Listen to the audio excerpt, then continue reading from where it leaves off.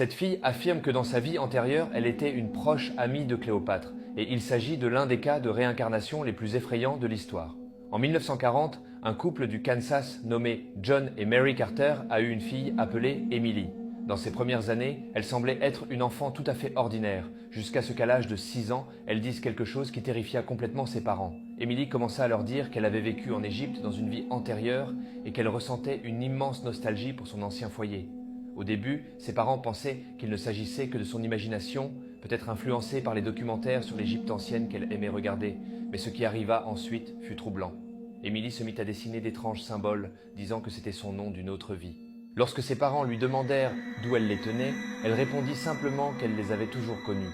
Inquiets, ses parents essayèrent de la convaincre que tout cela n'était que de l'imagination, mais la suite défiait toute explication.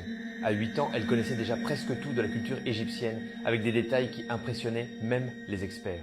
Ses parents décidèrent alors de lui offrir un voyage en Égypte sans se douter de ce qui allait arriver.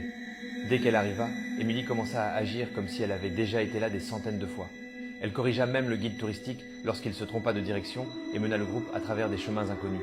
En marchant, elle s'arrêta devant une porte de pierre, la toucha doucement et dit que c'était le dernier endroit où elle avait été dans sa vie antérieure. À l'intérieur, ils découvrirent un sarcophage recouvert d'inscriptions mystérieuses et effrayantes, exactement les mêmes symboles qu'Emily dessinait lorsqu'elle était enfant.